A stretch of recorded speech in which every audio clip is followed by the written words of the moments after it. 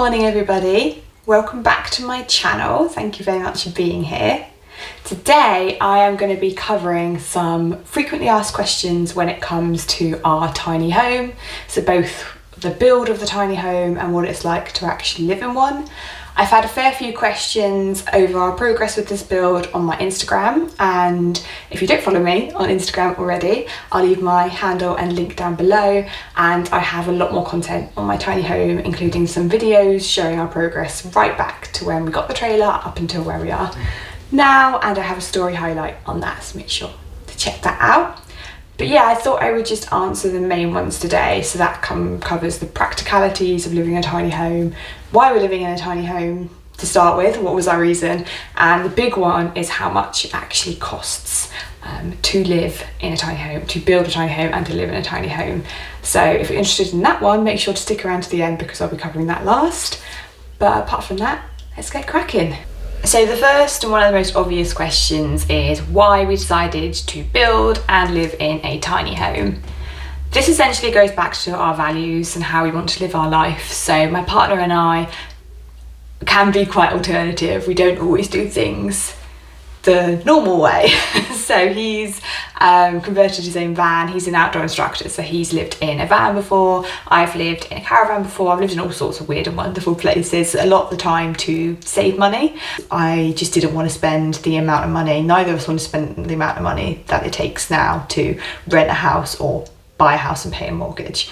We really just wanted a freer life. We wanted something that would give us time to spend doing what we love. So that's why we were like, what about a tiny home? And I covered a little bit of this in my tour. So I did a full tour of the tiny home. So I'll link that below as well if you've not seen that yet. But essentially it did come down to not wanting to pay a mortgage, and also the fact that we already live fairly minimally. So I class myself as a minimalist. I've gone through a minimalism journey the last couple of years, which I'll probably touch on in this channel. So a tiny home from that perspective wasn't an issue. Not planning to have children. My partner has a child, but she's only up on weekends and stuff, so we didn't need to think about that long term. So it just felt right for us. Plus my partner was able to build the home, which was obviously massive in terms of saving costs and getting us cracking with it. So for us, it just suited the lifestyle we wanted. We like the fact that we can move it because it is on a trailer. Although we want to continue living in the Scottish Highlands, definitely, we're not sure we know exactly where that's going to be. So we have that option to move it around and be a bit like a tortoise with moving our homes with us. So that's basically why we decided to give it a go and build and live in a tiny home. And so far, it's going pretty well. I'm really enjoying it. So another question I get a lot is, where can you park a tiny home? Where can you find land, essentially? And that's a valid question because that is definitely the number one challenge we have found. We were potentially slightly naive in thinking, we live in the Scottish Highlands, there's land everywhere. We'll just rock up at a farm and be like, oh, can we park our house on your field? That's not that naive, but you get the gist. And it has been a challenge. I think the main issue is it's so different, so people don't know, they don't understand tiny homes. They understand caravan, but they don't really understand tiny home. It's not a big thing in Scotland or the UK generally. So there was a little bit of uncertainty, and we don't currently own our own land. Long term, that's the plan, to buy our own land. We'd love to almost set up like a croft style, small holding, grow our own food, have a few animals. That's definitely in the future, but we don't have money for land currently. So where we are right now was almost an accident, but has actually worked out. So my partner actually built the tiny home in his mother's garden. So she has quite a large garden and she lives in the Cairngorms, which is where we both want to live. He carried on building it here and we weren't finding land, and we had a few offers and they fell through for various reasons, and ended up, actually we were like, should we just trial living in it? It's not totally finished yet as well, so we were like, we'll trial living in it in the garden, see how it goes, and then we have the main house if it goes terribly. That's where we are, and that's kind of where we're going to continue for a wee while. We've kind of got more options to explore when it comes to land, but we've decided just to take it easy for a bit and stay here and see what comes up. But yeah, it is definitely tricky. If you have your own land, or maybe your family has land, or you know someone well that would be able to offer you land, that's definitely something I would explore early on. That's definitely advice I would give. Currently we put stuff in the garden and actually quite like it, so yeah, I think it's just thinking outside the box, and at the end of the day you don't need much space. That's what you've got to remember, you really don't. I mean, this garden's not massive, you know, it's not taking up hardly any room, so as long as you can get the trailer there and don't knock the house off in the process, then you can kind of be quite flexible with it. But definitely something to consider early on in your tiny home journey. So some of the other questions, understandably, were the sort of practicalities of living in a tiny home. Firstly, I'll cover power. So we currently have a mix. So we have gas, so we have a gas stove, so that's fairly straightforward. And then we actually are on the mains because we're able to run a extension lead essentially from the garage, which is connected to the main house. The mains electricity we use for, you know, charging, running electric items, obviously. And we have a wee heater as well, which was fine over the winter. It kept us warm enough. Long term, we definitely want to have solar, but that is something that is expensive. That's something we'll just have to explore when we do leave this plot and see what we can afford.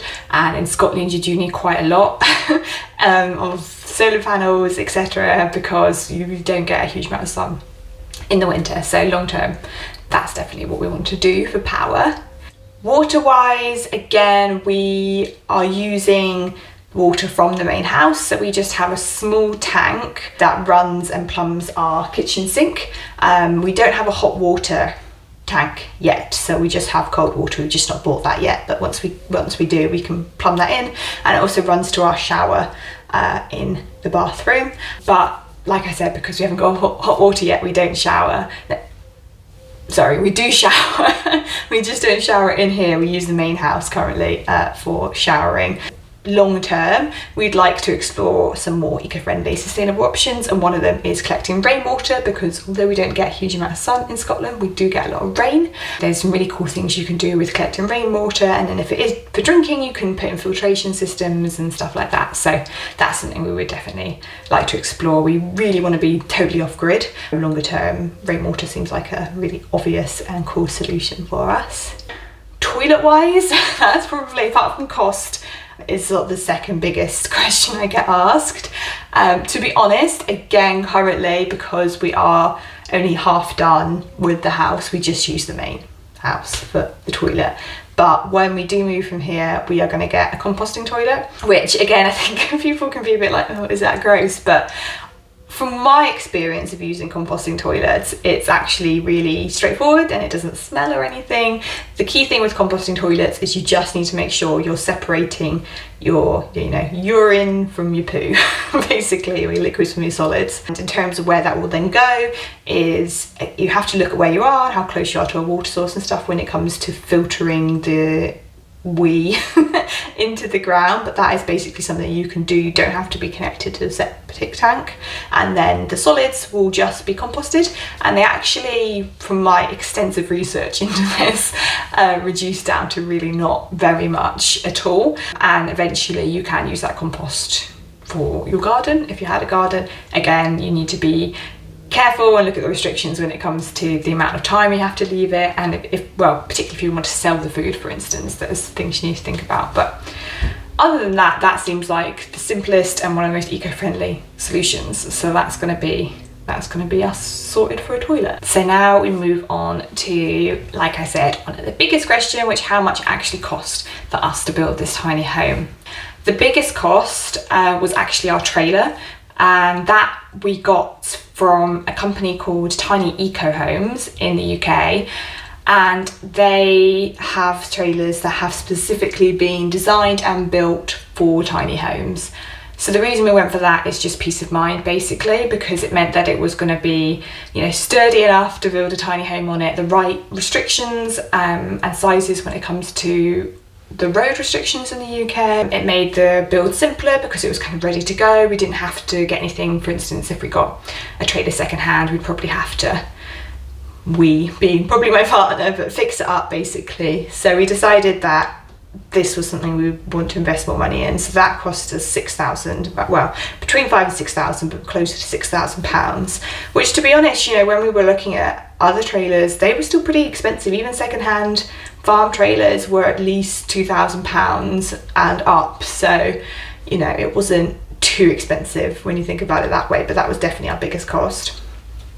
Other big costs were, as you can imagine, our cladding. So on the outside we have a mix of metal cladding and wooden cladding, and we got the metal cladding actually at cost. So we were really lucky with this build. My partner knows a lot of people that work in the trade. We were able to get a lot of our bigger things at cost, which saved us thousands in the long run. So we did get our metal per cost, and then we paid full price for the wooden cladding, which was expensive. The wood prices now, if you're not aware, are really high. So generally, overall, not just the cladding, but just the wood to build the house and all the fittings, that again was a big and ongoing cost. Other big costs were our windows.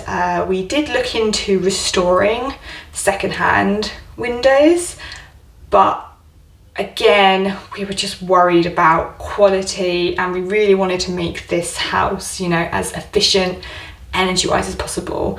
And having secondhand windows, there is the risk there that they're not going to be the same quality as buying new. So we did decide to get new windows and also French doors, which by far was one of our best decisions, I think, because it just works a dream. This house is so warm and they look lovely as well, which is nice. But again, we got those at cost because my partner knew someone that worked in the window trade, if that's what you call it. They were some of our biggest costs. Insulation was another one. Again, we decided to pay more for our insulation, again, to make this house as energy efficient as possible.